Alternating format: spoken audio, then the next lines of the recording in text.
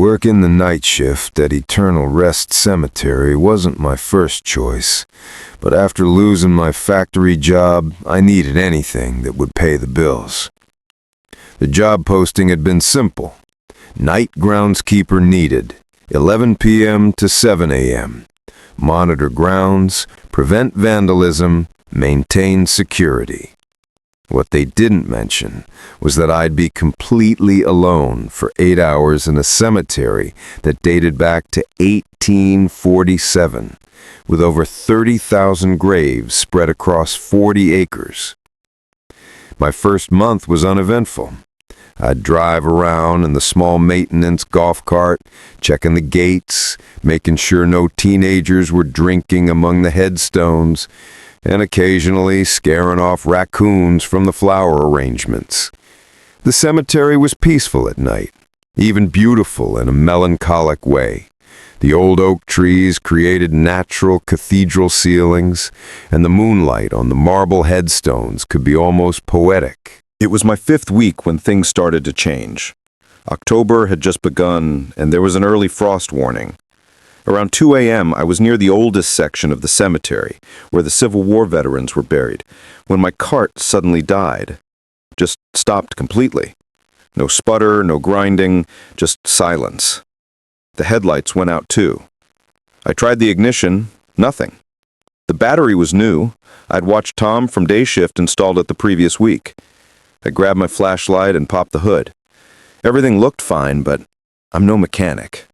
I'd have to walk back to the maintenance shed about a half-mile away and get the backup card. As I started walking, I noticed how quiet it was. October usually meant crickets, owls, the rustle of small animals, but there was nothing. Just my footsteps on the gravel path and my own breathing. The flashlight beam seemed weaker than usual, barely penetrating the darkness beyond a few feet. Then I heard it. The sound of digging. Rhythmic. Deliberate. Shovel hitting dirt, dirt being moved. My first thought was grave robbers, though that seemed absurdly outdated. More likely some drunk kids pulling a Halloween prank. I moved toward the sound, ready to call the police if needed. The sound led me deeper into the old section, where some headstones were so weathered you could barely read them. As I got closer, I could hear more details. The scrape of metal on stone, the soft thud of soil being displaced. But there was something else too. Breathing. Heavy, labored breathing, like someone exhausted from physical work. I came around a large mausoleum and directed my light toward the sound. But there was no one there. No person visible doing the digging. Just the dirt moving on its own. The sound of tools that weren't there, and that horrible breathing getting louder and more desperate. I stood frozen, unable to process what I was seeing. The rational part of my brain kept trying to find explanations. Hidden pranksters, some kind of gas leak causing hallucinations, anything. But then the digging stopped. The breathing stopped. Everything went silent again. A hand emerged from the grave. Not skeletal, not rotted. A normal human hand, pale and dirty, but fully formed. It gripped the edge of the grave, knuckles white with effort. Another hand followed, then arms in what looked like a Victorian-era dress. I stumbled backward, my flashlight shaking, the beam dancing wildly across the scene. A woman pulled herself out of the grave. She looked exactly as someone from the 1860s might. Elaborate dress, now soiled with earth, hair in a period-appropriate style, but disheveled. Her face was young, maybe mid-20s, but her eyes were solid black, like pools of oil. She stood there, swaying slightly, dirt falling from her dress. Then she spoke, and her voice sounded like it was coming from underwater, distorted and wrong. "Where is my baby? They said my baby would be here." I ran. I dropped my flashlight, left it behind, and ran through the darkness. I hit headstones, tripped over flower holders, scraped my hands on tree bark, but I didn't stop.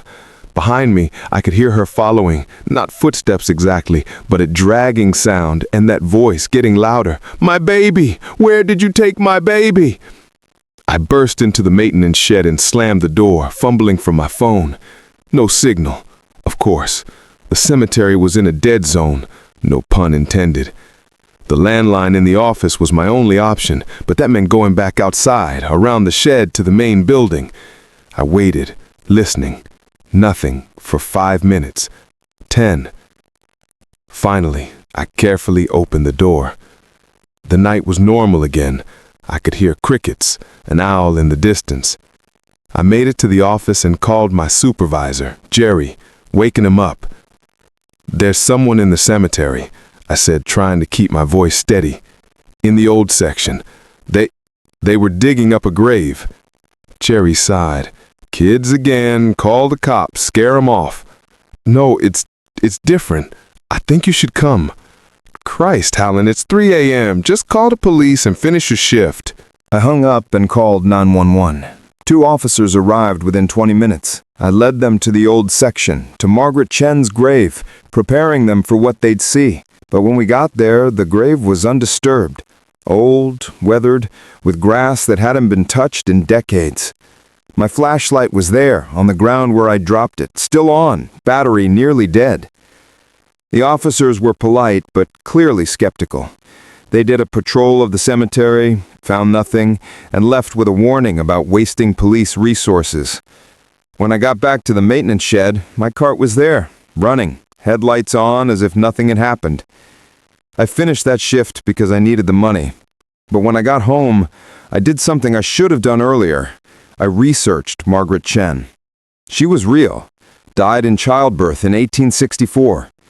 But here's the detail that made me never go back. Her baby survived and was adopted by another family. The historical record showed that Margaret's last words, according to the midwife's journal, were, "Don't let them take my baby. Promise me, my baby will stay with me." They buried her alone. The baby was raised by strangers and buried in a different cemetery 3 states away 50 years later. I called Jerry that morning and quit. He wasn't happy, but I didn't care. Some jobs aren't worth any amount of money. They found a replacement within a week, a retired cop who laughed when I tried to warn him. He lasted 3 nights before he quit too. The cemetery now uses a security company that rotates guards so no one works there more than once a week. They've never officially acknowledged why, but I know. Some places aren't meant to be guarded. They're meant to be left alone.